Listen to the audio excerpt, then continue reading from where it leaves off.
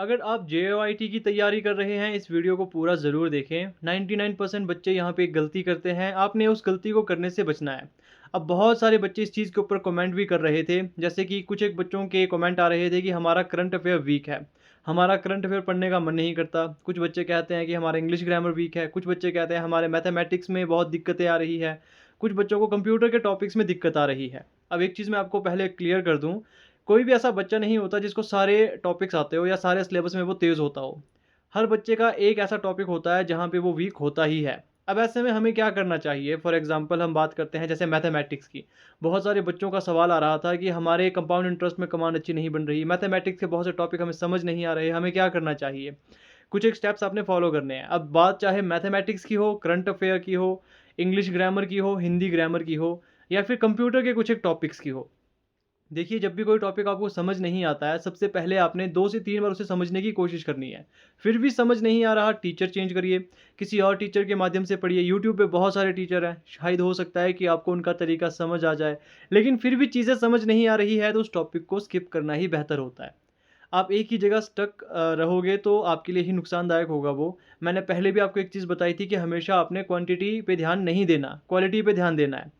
अब ऐसे में जैसे कि एक क्वेश्चन आया था कि मेरा करंट अफ़ेयर पे कमांड काफ़ी वीक है और मुझे करंट अफ़ेयर पढ़ने का मन भी नहीं करता। इसके लिए शॉर्ट ट्रिक्स है आपके पास, इसके लिए एक टिप है आपके लिए कि आप मंथली करंट अफ़ेयर तैयार कर सकते हो। आपको ज़रूरी नहीं है कि डेली बेसिस पे आप करंट अफ़ेयर तैयार करो, मंथली वीडियोज़ आती है, मंथली करंट अफ़ेयर आप तैयार कर सकते हो। मंथली पीडीएफ अवेलेबल है बहुत सारी जगहों पे, जिसे आप डाउनलोड करके मंथली करंट अफ़ेयर अपने तैयार कर सकते हो।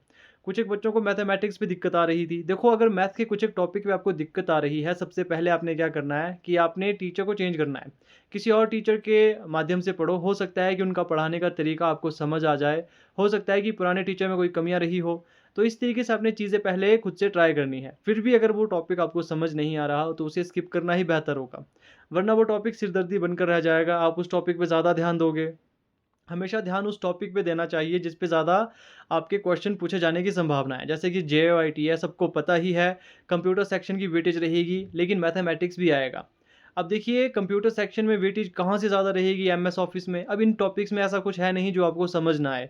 लेकिन फिर भी जैसे कि बाइनरी नंबर कुछ एक बच्चों को समझ नहीं आ रहे थे। देखिए, आपने 2 से 3 बार पहले खुद से ट्राई करो बाइनरी नंबर समझने की, फिर भी समझ ना आए, किसी दूसरे टीचर से पढ़ने की कोशिश करो, फिर भी समझ ना आए तो उस टॉपिक को स्किप करना ही बेहतर होगा आपके लिए। जब आपको एक टॉपिक इतनी बार पढ़ने के बाद भी समझ नहीं आ रहा, वो सिर्फ़ एक सिरदर्द बन के रह जाएगा आपके लिए। उस टॉपिक पे आप कन्फ्यूज़ ही रहोगे, तो ऐसे में कुछ एक चीज़ों को स्किप करना बेहतर होता है। अब वही बात करते हैं इंग्लिश ग्रामर में, कुछ एक चीज़ें इंग्लिश ग्रामर में बच्चों को समझ नहीं आती है। जैसे सबसे ज़्यादा डिफ़िकल्टी कहाँ आती है? सिनोनिम, एंटोनिम और वन वर्ड सब्स्टिट्यूशन में। ये बहुत ज़्यादा, इन्हें याद कैसे करें, इस चीज़ में बहुत सारी दिक्कत आती है बच्चों को।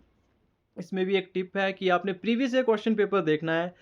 जो भी आपका बोर्ड एग्ज़ाम करवाएगा, जितने भी एग्ज़ाम उसने आज तक करवाए हैं, उसमें इंग्लिश सेक्शन में देखिए, क्योंकि इंग्लिश सेक्शन तो सेम रहता है हर एग्ज़ाम के लिए। तो उसमें आपने चेक करने हैं, उसमें सिनोनिम, एंटोनिम किस तरीके से पूछे गए थे। प्रोबेबिलिटी यही रहती है कि वो रिपीट होते हैं।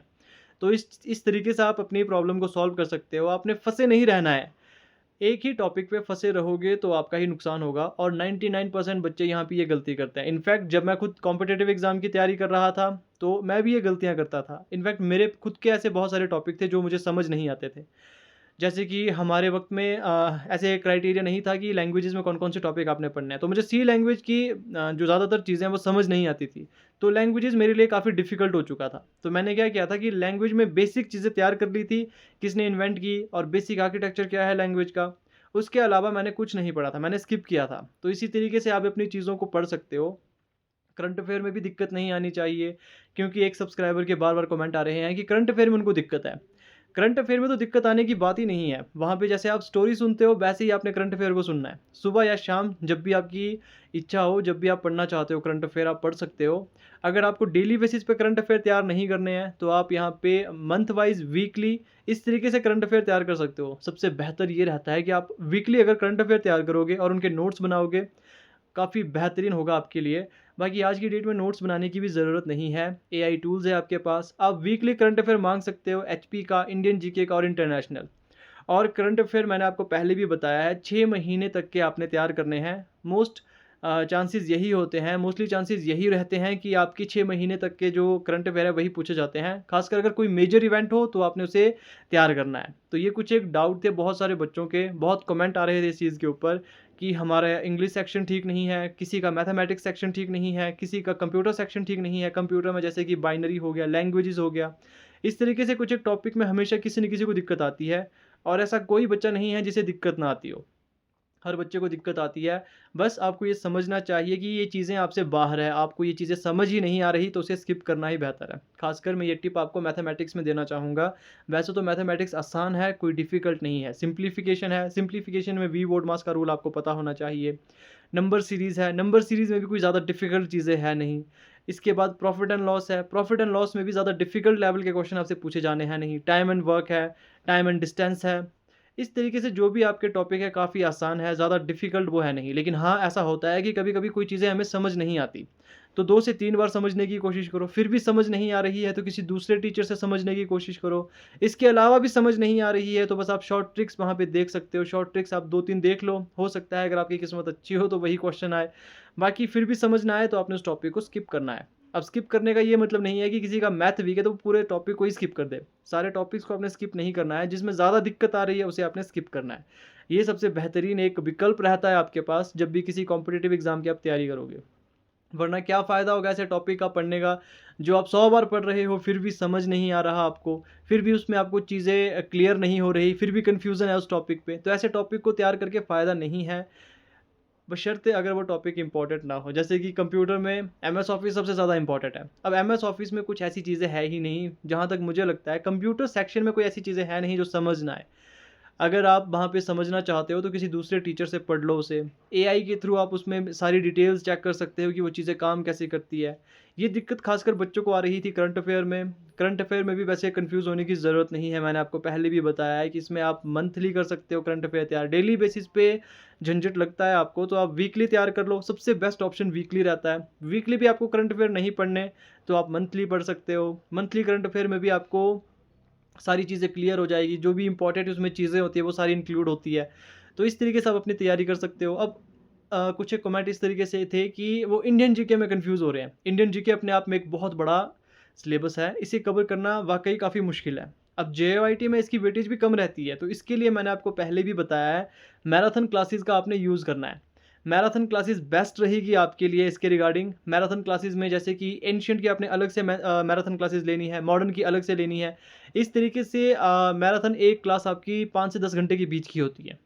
तो 2 से 3 दिन में वो वीडियो कवर हो जाएगी। उसके भी आपने थोड़े बहुत नोट्स बना लेने हैं। अदरवाइज़ नोट्स आप एआई टूल्स के माध्यम से बना सकते हो, लेकिन लिख कर याद करना है। जो भी टॉपिक आप तैयार करोगे उसे लिख कर याद करना। अब जिन्होंने भी मुझसे कमेंट में ये पूछा था कि मुझे इस टॉपिक के बारे में समझ नहीं आ रहा कि मैं इसमें करूँ क्या? 2 से 3 बार ट्राई करो समझने की, फिर भी समझ ना आए, किसी और टीचर से पढ़ो, फिर समझने की कोशिश करो। उसके बाद भी चीज़ें अगर आपको क्लियर नहीं होती है, उसे स्किप कर देना ही बेहतर होगा। बाकी कोई और टॉपिक में आपकी दिक्कत है या फिर आपको स्टडी मटेरियल के रिगार्डिंग दिक्कत है तो मेरी पुरानी वीडियोज़ ज़रूर देख लें। जेईईटी एक ऐसा एग्ज़ाम है, बिना बुक्स के ये क्रैक हो सकता है, बिना पेड कोचिंग क्लासेस के ये क्रैक हो सकता है। इनफैक्ट मैंने खुद बिना किताब के, बिना किसी पेड कोचिंग क्लास के इस एग्ज़ाम को क्रैक किया था। मेरे वक़्त इतने अच्छे-अच्छे टूल्स भी नहीं थे, जैसे कि एआई टूल्स है आपके पास। जब मैं तैयारी कर रहा था तो मेरे पास एआई टूल्स नहीं थे। अगर एआई टूल्स होते तो शायद मैं और ज़्यादा बेहतर परफ़ॉर्म कर सकता था। तो एआई टूल्स का भी यूज़ करो। मैंने हर एक वीडियो में आपको बताया है कि किस तरीके से आपने तैयारी करनी है। सबसे पहले वीडियोज़ देखनी है, फिर आपने चैट जीपीटी या गूगल जेमिनी पे उस टॉपिक के बारे में पूछना है। कोई नई चीज़ें अगर ऐड हुई है तो उसके बारे में समझना है। उसके बाद आपने एमसीक्यूज़ क्वेश्चन लगाने हैं, चाहे क्रोम पे लगा लो या एआई टूल के माध्यम से ही अपने खुद के हिसाब से एमसीक्यूज़ क्वेश्चन आप यहाँ पे बना सकते हो।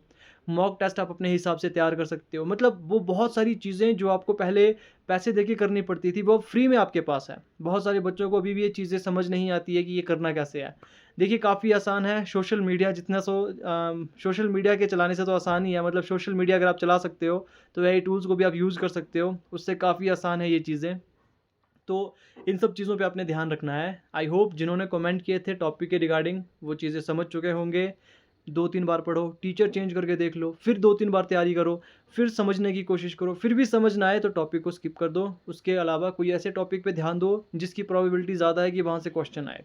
तो ये थी आज की वीडियो और डेली बेसिस पे मैं आपके लिए क्वेश्चंस लेकर आ रहा हूँ एमसीक्यूज़ और जो भी मैंने क्वेश्चन उसमें इंक्लूड किए हैं वो मोस्ट इंपॉर्टेंट हैं। मतलब वहाँ से क्वेश्चन आने ही हैं, तो उन टॉपिक को आपने ध्यान से तैयार करना है। तो मिलते हैं आपसे अब नेक्स्ट वीडियो में किसी नए अपडेट के साथ।